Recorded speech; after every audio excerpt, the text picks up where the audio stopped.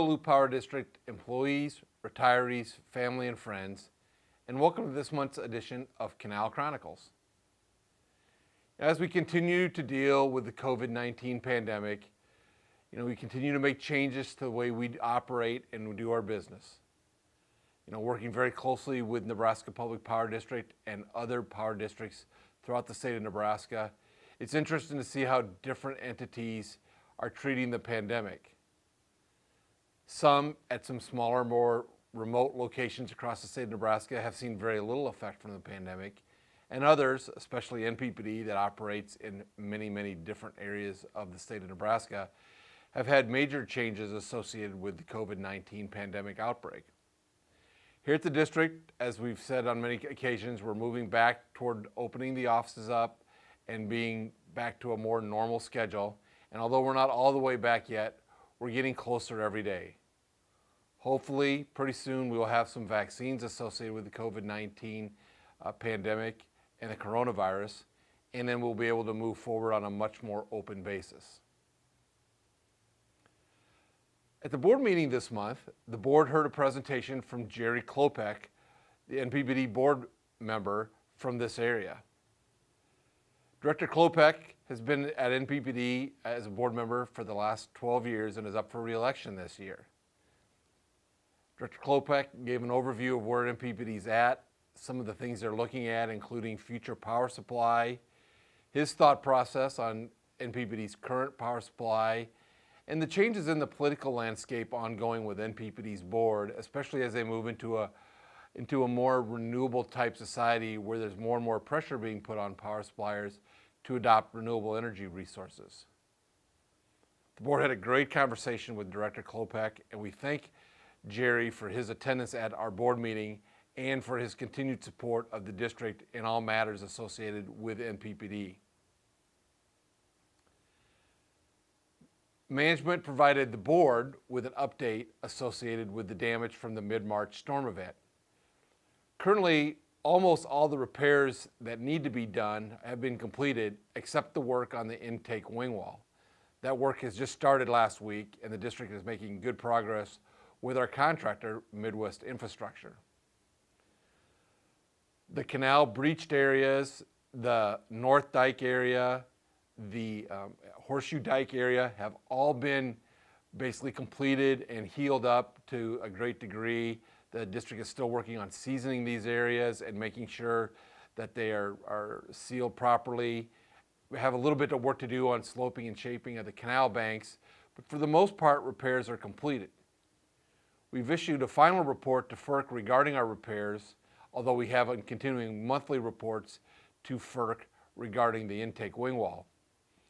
Upon the completion of the repairs, FERC has asked the district to look at mitigation measures to ensure that an overtopping of the canal will not happen in the future. The district will be working with our consultants, Olson Incorporated out of Lincoln, Nebraska, to help come up with a plan and schedule for these repairs. These repairs will not be easy to perform, and predicting how and when events such as the mid-March 2019 storm event are difficult at best. But the district will try to find solutions that are acceptable to FERC and other agencies that will be involved in the process. We will keep the public informed as to updates associated with any mitigation repairs as they move forward. Additionally, management reported to the board on the hydroelectric relicensing issues and other water issues associated with the district. There's really been very little activity in the past month as the district continues to wait on FERC to rule on some of the comments the district has made on our low flow water plan that came from the U.S. Fish and Wildlife Service. Really, until FERC comments on these, the district can make very little further advancement on the relicensing. We still have our case at the United States 8th Circuit District Court, and we will continue to move forward with any further movement associated with the lawsuit in that regard. However, it looks like that'll be put in abeyance again, and it probably won't be until sometime in 2021 that will move forward unless all issues can be resolved with the Federal Energy Regulatory Commission. Management provided the board with NPPD's estimated 2021 preliminary wholesale rates. Overall, NPPD is estimating no change in the overall base rates, although individual rates will change. In addition, NPPD is proposing a substantial PCA refund back to wholesale customers. The district's board talked a lot about how these changes could impact district retail customers and how demand charges and energy charges affect the district's purchase power cost. In addition, the district's board and management had a long discussion about how load control is affected by the district and by NPPD, how the load is controlled, and how much load the district can control compared to other power districts throughout the state of Nebraska. Loup Power District is fairly lucky in the fact that with the amount of other load that we have outside of the irrigation load, we're able to generally start load control a little bit later in the morning or afternoon than other power districts, and we're able to bring irrigation back on earlier in the evening, no later than 8:30 p.m. on most days. This is a substantial benefit that we are able to provide, and given the other loading that we have, that we can provide to our irrigation customers. Management and the board began the discussions regarding the 2021 budget schedule. As part of the 2021 budget schedule, the district board and management also had a long discussion about health insurance renewal rates for 2021. The district gets its health insurance for employees, retirees under the age of 65, and board members from NRECA, and for retirees over 65 from Hartford and Express Scripts. Overall, the district is going to see little change on health insurance renewals, and the board approved moving forward with health insurance in the same manner as it's currently being provided to employees and retirees. This is great news, and the board was happy to be able to get that accomplished.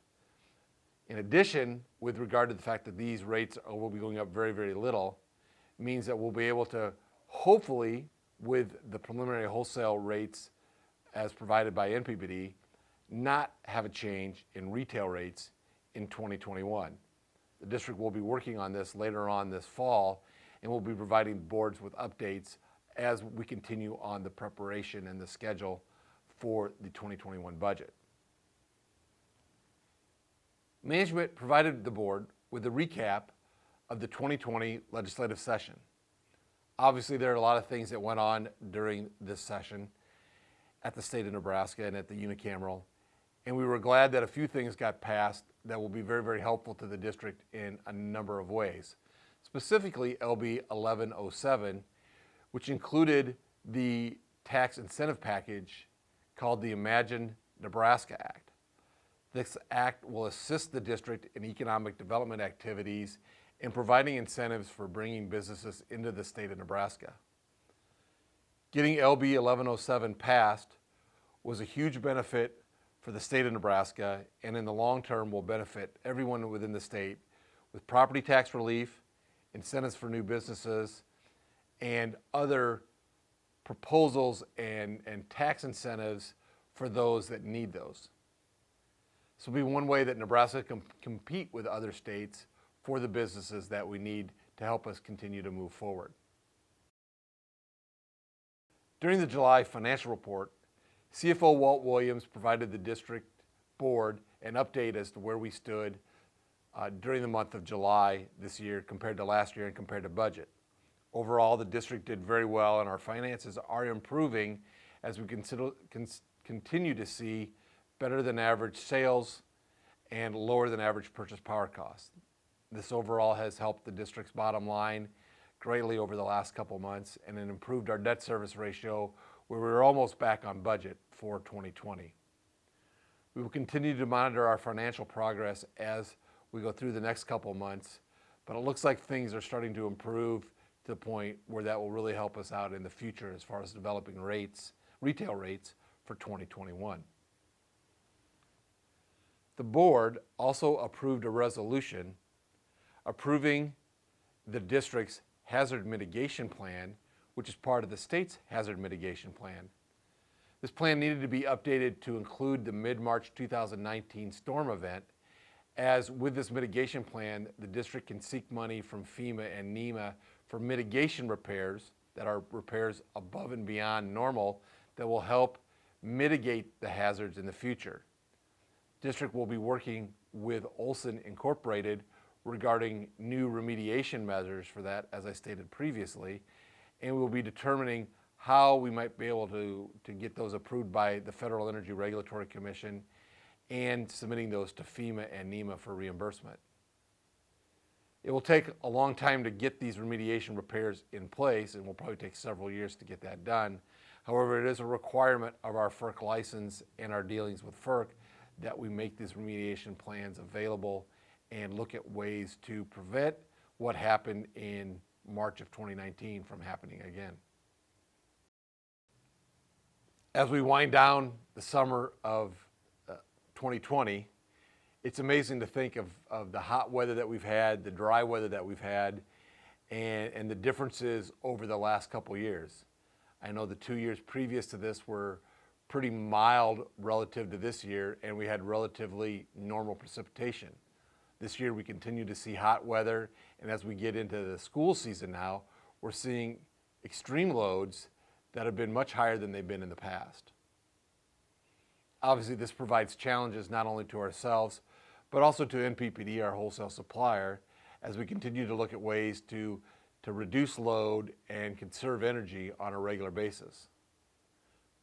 The district's customers are doing a great job at this, and again, we have many plans available if you want to look at other ways that you can conserve and save energy and thereby reduce your electric bill from the district.